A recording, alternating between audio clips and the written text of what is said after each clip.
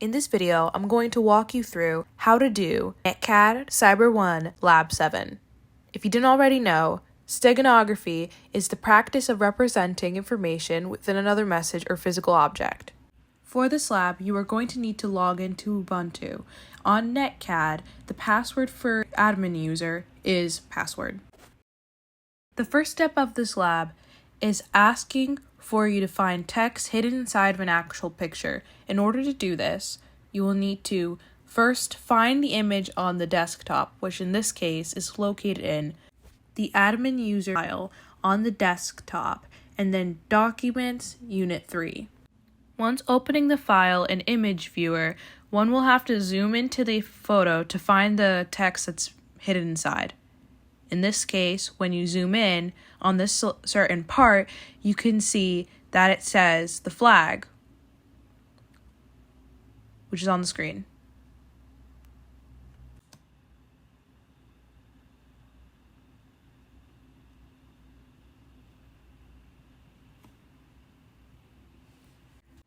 For this next part of the lab, you will need to open the ATHS editor.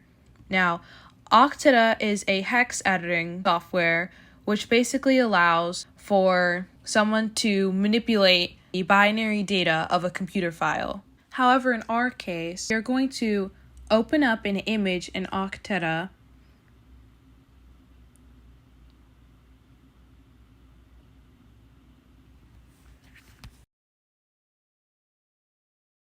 Image on screen. And we are going to scroll through the content on both sides. One side, which is the binary and hexadecimal content, and the other being the ASCII content. And we're going to scroll at the bottom to find the flag.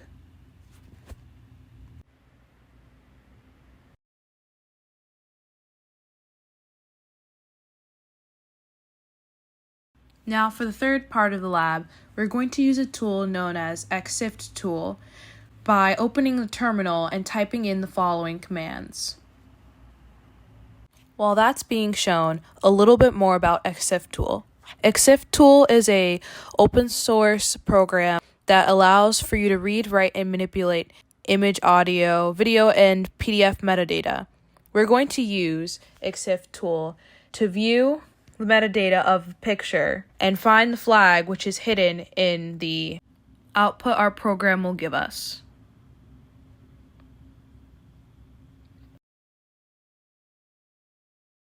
As you can see, the flag is the following highlighted text.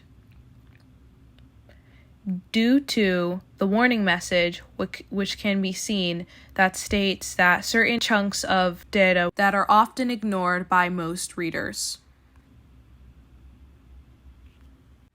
Now for this part of the lab, we're going to use a software known as Binwalk, which again can be accessed through the terminal. Binwalk basically is a software that allows you to see whether or not there is any data that's being hidden inside of your image and or other type of file. The information that can be hidden in these files can either be text or another type of file and or executable code.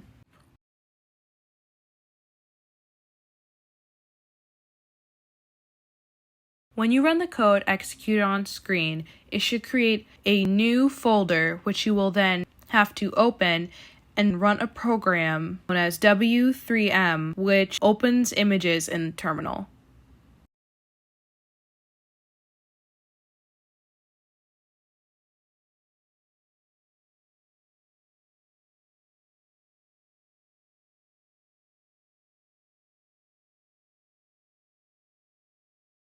This should then show a pop-up which will show the flag.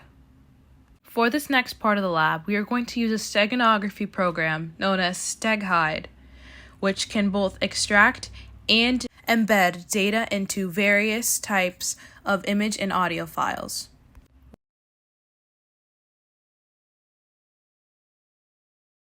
When typing the code on the screen, it will ask you for a passphrase.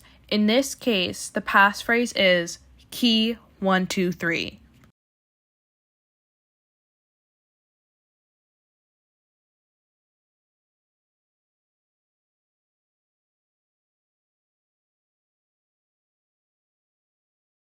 After you type this passphrase, there will be a message that says program wrote the data extracted from the file into a new file. You will then type the following command to display the contents of the file flags into the terminal.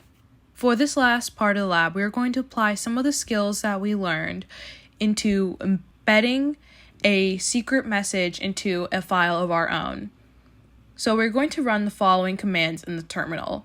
As the commands are being displayed, I'm going to explain each of their purposes. So the first line of code after entering the directory is creating a new text file with our message inside, which in this case will be secret_message with letters replaced for numbers.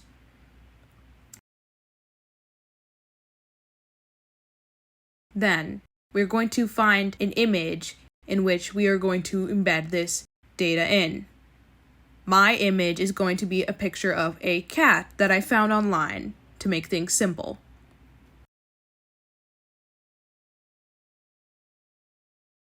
This image is going to be titled test image. Now it's very important that both the image and the text file are in the same location on your device. Now, we are going to run the code that will embed our message into our image file. So the -ef in this code represents embed file, which is where we are going to take the message from. And the -cf represents cover file, which is the file in which we are going to hide the message in. Now the /p is optional. It represents /password. Now, the following part is also optional. If you wanted to see whether or not a file could possibly have embedded messages inside of it, you would run the following command. If you want to extract possible messages from an image, you could run the following code. Now, the -sf in the code represents stego file, which basically is just a steganography file that you think could have a message inside. And the -xf represents extract file, which is where the possible message would be sent. And the /p, again, is just to avoid having to type a password in the terminal, but this is fully optional and you could just skip this part and type in the password manually. To read a copy of the embedded data, you would run the following command, and it would display the file's content into the terminal. Once you have completed all steps of the lab, close your lab reservation and exit Netlab.